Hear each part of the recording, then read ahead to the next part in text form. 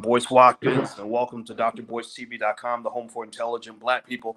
I'm not going to talk for too long, but I wanted to come in really quick and talk about the Disney movie Soul. So Disney has a new movie called Soul that is very popular. Apparently, lots of people seem to like it, and I'm sure I'm going to like it too. And like a lot of us, I've got kids at home that love Disney, and I have nothing against Disney at all. I just want to make a quick point about Soul. Soul was brought to my attention actually because there's a brother named Kemp Powers who's the director of the film, and Kemp Powers got to direct this movie, this Disney movie Soul, and there was somebody on the HBCU website that was basically really proud of the fact that Kemp Powers was selected as the director, and I think that's really great. And so first of all, I want to start off by saying congratulations to him and his family. I'm really happy for him. I'm happy for those of you who enjoyed the movie and stuff like that. Give me a yes or no if you've actually seen the film, and if you liked it. Give me a yes or no. Most people seem to have liked it. Now, here's the thing about all of this, right? Now, this is why I'm bringing up Soul and Disney and everything else. When I saw on this HBCU website, they were very proud that Kemp Powers had been selected as the director. They also mentioned that he went to an HBCU. I think that's awesome for Kemp. I think it's awesome for his family. It's awesome for whatever school he went to, etc. But I think that what you have to do is, for a second, consider the fact that that which is awesome for the individual is not always a big win for the community. Sometimes when Black people, give me a yes or no if you've noticed this. When a Black person gets a job, one Black person gets one job hired by a white company, we celebrate that like it's Black history. We celebrate that like it's Black history. I remember when what was that lady? She worked at the Today Show. I forgot her name. Her name's not even in my brain, but she was at the Today Show, and she was the first Black woman that the Today Show had ever selected to anchor a daily show or daily morning show, national morning show, whatever the case may be.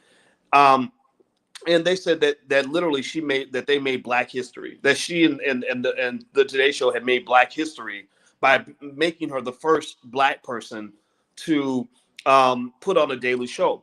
Now, let me tell you why that's very dangerous thinking. Why that is actually white supremacist thinking.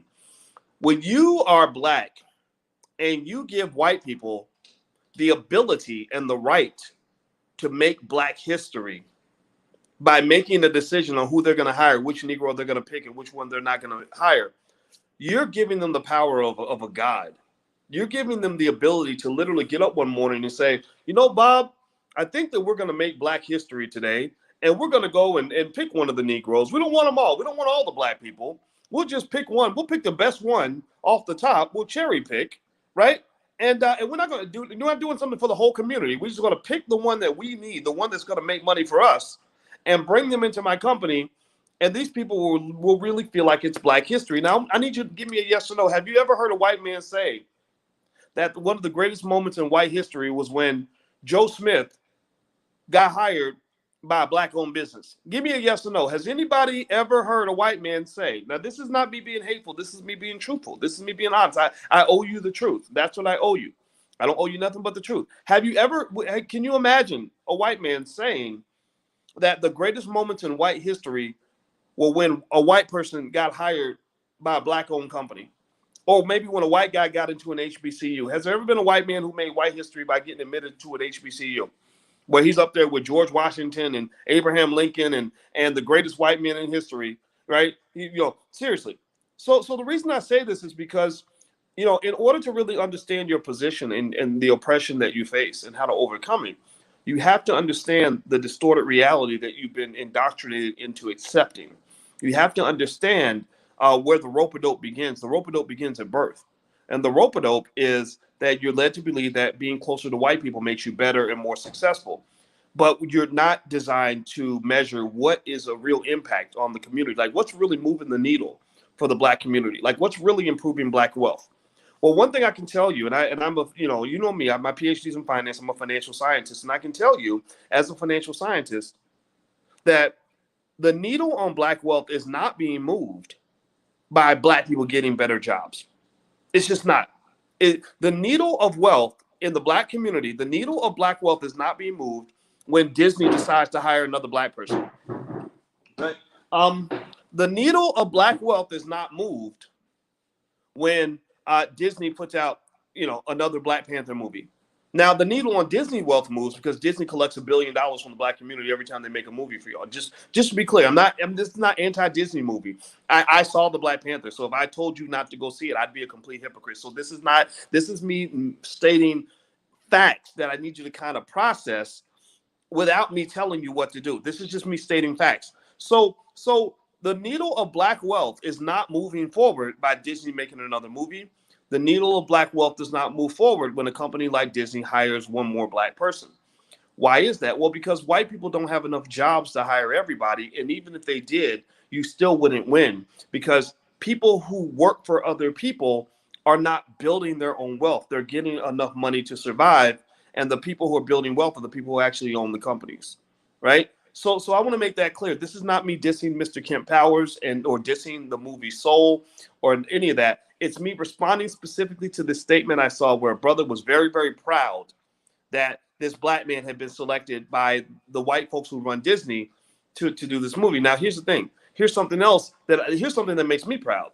I know guys like Mark Harris out in Chicago, or Rick Mathis out in Atlanta, and Dorian Chandler in New York, and Tariq Nasheed out in Los Angeles, and other places all around the country where you've got black filmmakers who are not just getting a job. These are people that are actually creating jobs for other black people. There are people all around this country. I wish I had a list in front of me so I could shout them all out. I can't think of everybody right now. I'm probably going to remember a couple after I'm done. But I see black filmmakers. I see Quayle TV, which is the black Netflix. This sister doesn't just have a job. This sister is the CEO. She's building wealth every time that network grows in subscribers. It's not as big as Netflix, not as fancy, but it is building wealth for the community. She hires black people, right? When you go work for other people's companies, what's happening is you're building their company. The Jackie Robinson effect, and I want you to pay attention to this. The Jackie Robinson effect is one of the great economic rope-a-dopes that has been pulled on the black community since integration. The Jackie Robinson effect is where you have been trained to believe that Jackie Robinson leaving the Negro Leagues to go to play in the major leagues was a big win for the black community. Like, that was our day. That was our shining moment. That was the time where we suddenly became somebody, right? When actually Jackie Robinson leaving the Negro Leagues probably drained $50 billion of black wealth out of the black community because we had the best baseball players in the world. When Jackie Robinson and others left the Negro Leagues, and they didn't take them all, they took the best players. They don't take the average players. There's no place for the average black man in these spaces. They only take the extraordinary people. When they left, all the businesses associated with the Negro Leagues went bankrupt. And so what effectively occurs is that the major leagues gain in economic value. The players and their families, those individuals gain in economic value. They gain something, but the community gets left behind. So why do I know that I'm correct on this? Why am I insisting on this point? Because I know I'm hurting some people's feelings. I see Seesaw says, damn, boys, I get it. But when you never had a role in something, it's historic. Right, I agree. When white people don't invite you to the party, you feel better about yourself when they let you in. You feel better when they finally say you are somebody because you were taught to believe, Seesaw, Shaw, that you were a nobody. You were taught to believe that if they don't accept you, then you don't matter. Well, I'm here to tell you, Miss Shaw Roll, that you are somebody. Jesse Jackson used to say this, and I'm going to say it right now. You are somebody whether they want you or not. This director, Kemp Powers, to me, was talented before Disney decided to cherry pick him from the black community. Because remember, when you're giving all this energy to what Disney's doing, you know what you're doing too? You're ignoring all of the people in your community who are smarter than Walt Disney himself. You're celebrating a guy who got a job working for Walt Disney and ignoring all the black people in your community who are smarter than Walt Disney. You've got black people that aren't just getting a job working for the studio. They own the damn studio. And those studios could be worth hundreds of millions of dollars if we supported them. But you can't support them if all of your attention, you see, attention It's a commodity. There's actually a cryptocurrency called the basic attention token. The basic attention token says even your attention is worth something, right? They call it mind share. Mind share is like real estate. It's like owning plots of land. When people have shares of spots in your mind, give me a yes in the chat if you get what I'm saying. Please give me a yes if you understand where I'm going with this. Because I'm sometimes I go over people's heads, but I'm not going to insult you by dumbing it down. Some people just have to come back later when they understand what I'm talking about. But mind share has economic value. So when Disney buys your mind share because they've got billions of dollars to promote and market. They can put it in your face so much that you get to the point where you're not thinking about nothing else because you're only thinking about the new Disney movie that came out. That's why the media does this with the radio.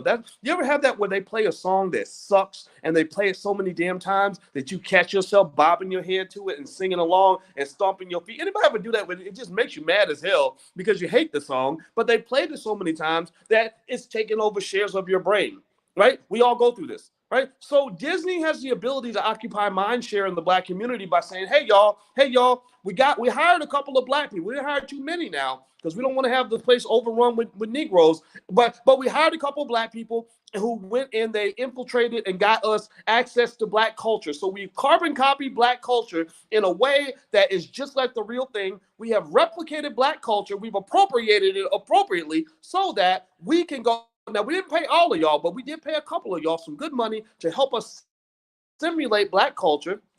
And we want y'all to come over here and come watch our new movie because it's made for you. This is a black movie. Well, here's the problem.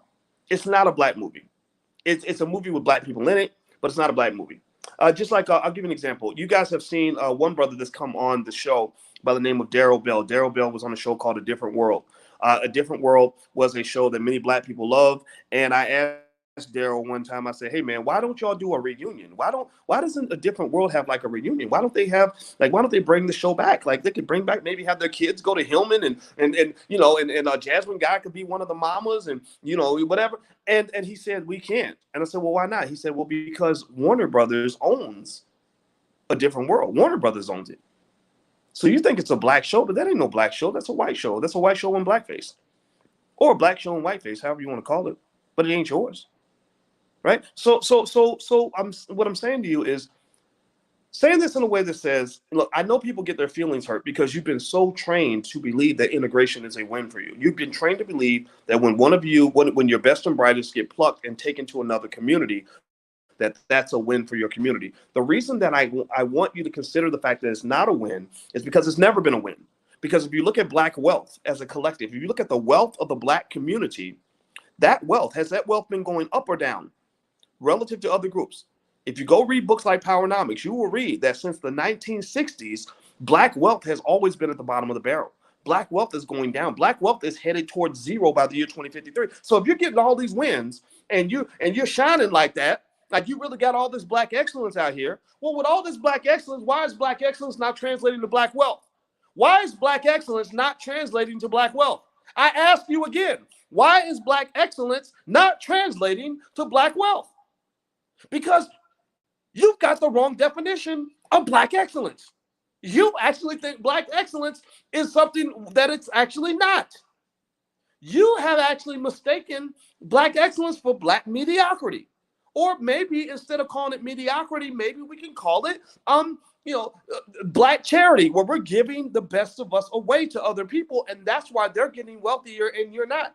Because if we have all this greatness and all these reasons to celebrate, then you would think that we'd be able to pay some bills up in this mug. You would think that our wealth would be going up. So I'm just challenging anybody who disagrees, just say, okay, so you're telling me that this is great and we're doing better than ever. Okay, how?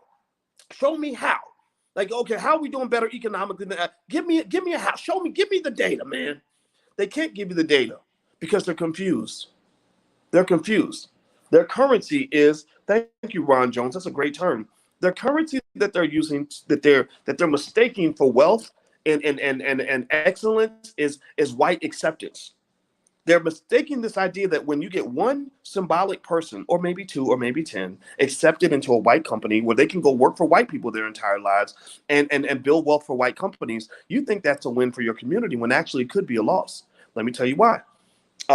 Let's use an example. hit the thumbs up button. Please hit the thumbs up button and share, subscribe, and all that stuff if you haven't done it yet. Also, please subscribe to the blackfinancialchannel.com. That's, we're not like everybody else. We do stuff that's a little bit radical. People get upset, and we need your support. We really need y'all to really jump in and to help us distribute these ideas, because we're in a battle of ideas here. We're in a battle of ideas. So let me give you an example. Elon Musk is a guy who is worth over $100 billion. And now, why is Elon Musk worth over $100 billion? And why has Elon Musk created thousands of jobs for people in his community? Well, Elon Musk has created thousands of jobs at SpaceX and Tesla, and he's worth over $100 billion because he's an entrepreneur, because he built a business from the ground up, and it's a great business. Now, imagine this. Pay attention now. Listen. Imagine if Elon Musk was from an oppressed community like ours. And imagine if Elon Musk was in a community where they said, success is not, why would you want to go start a raggedy company on your own? Why would you go do this whole Tesla thing when there's a black-owned company down the street that would love to hire you as one of their engineers? And not only would they hire you, but they would pay you $250,000 a year. So you'll be making good money as an engineer working for this black-owned business, right? So I go, and let's say he goes and he comes and works for Boyce Motors, right? So Elon Musk, instead of going off and starting Tesla, he comes to, because his self-esteem is low and he's been misled to believe that working for a black-owned business is a sign of success. Elon comes and works for me and he busts his ass. He brings his best ideas, he brings his best work ethic, his best ingenuity, he brings all his homies, and they come in and they all come and work for Boyce Watkins Motors. So then what happens after that? Boyce Watkins is worth $100 billion. Boyce Watkins has one of the biggest companies in the world. Boyce Watkins is hiring thousands and thousands of black people, right?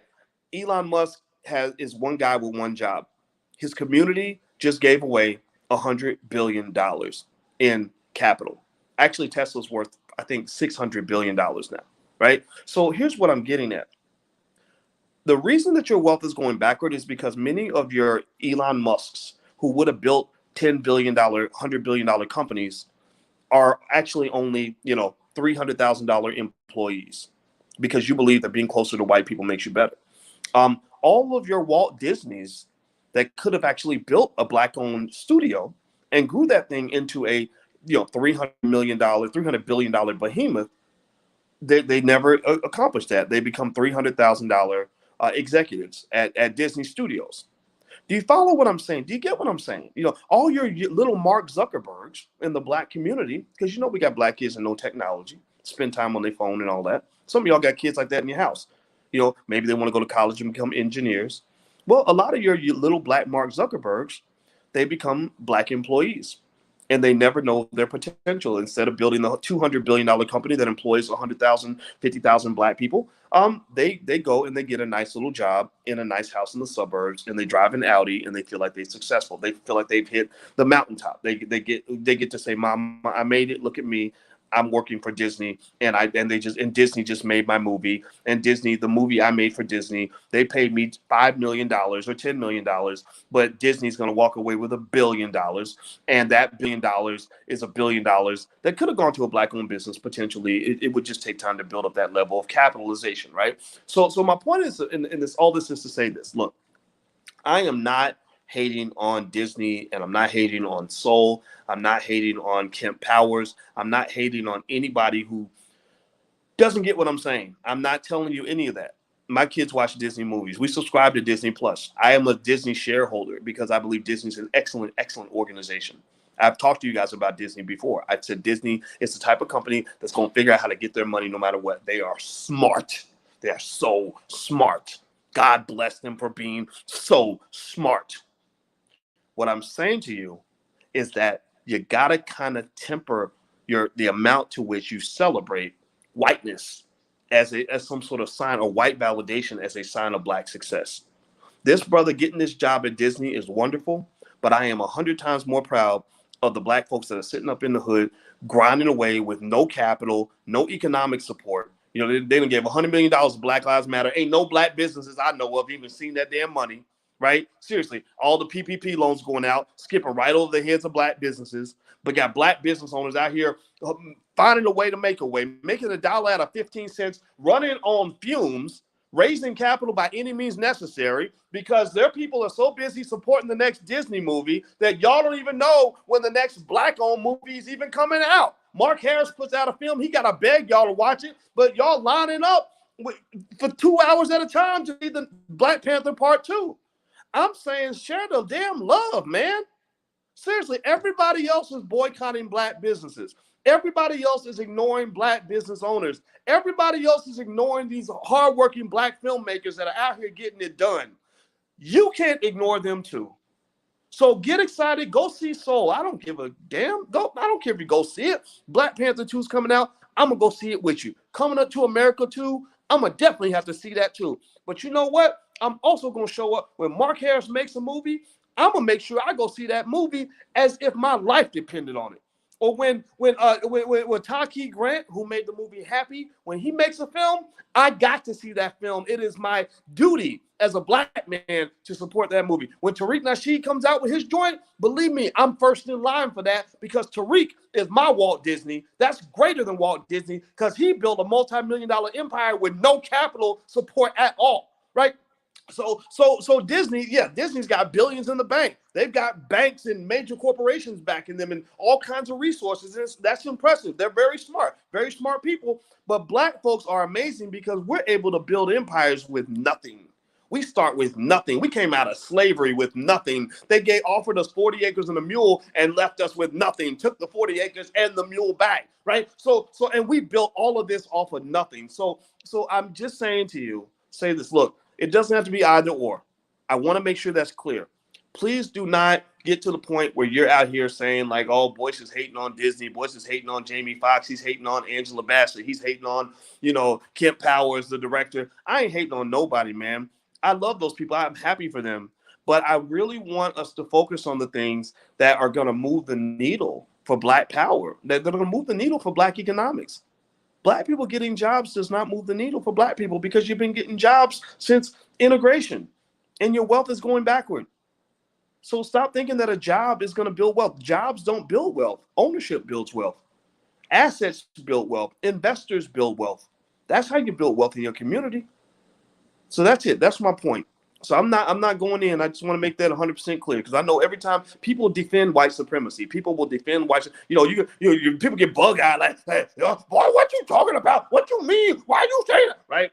We're not doing that today. Please, let's not do the bug-eyed slave like I'm a defend massa, like my life depended on it. Because I saw too much of that during the election. I saw too many people defending their Republican or defending their favorite Democrat, and it drove me crazy. Like, I wish you would defend black people the way you defend your favorite white person, because the stuff is ridiculous to me. It's actually quite silly. It makes you look like second-class citizens, and I'm encouraging you to be first-class citizens, which means that you're B1, black first. First class means black first. Put a hashtag B1 in the chat if you get what I'm saying. I don't have much else to say. I'm going to get out of here, guys. And speaking of all that type of stuff, all that black stuff, don't forget, make sure you subscribe to theblackfinancialchannel.com. You can also follow us on Instagram at The Black Financial Channel. And also, if you want to go to the Black Business School, if you want to learn more about black economics, theblackbusinessschool.com. We've got experts and specialists you can talk to right now that can help you figure out what your personal wealth plan is. So the URL that I can offer to you. And also, actually, tonight, we're doing an event called Black Experts Empire. We're basically want to talk about ways that people actually monetize what's in their mind. So if you want to join us for that event, you can actually go to drboyceseminars.com. That's drboyceseminars.com. So feel free to take a look at that as well. And so I'm out of here, guys. Have a good day. And I thank you guys for listening. And I hope that this conversation was helpful to you. It's what I really believe. And again, it's not meant to have any ill will toward anybody. It's meant to have, this is all about black love, not hating of anybody. I'm not a hater. I'm a lover, but I love so much that the power of love exceeds the power of hate. So sometimes people that don't understand that will interpret that love to be hate when really it's just intense love. So I just want us to win, and I want us to change the game. I want us to do things different, and that's how we're going to get ahead. So take care, guys. I'm out of here. Thank you for listening. Have a good day, and I'll see you soon. Be good. Peace.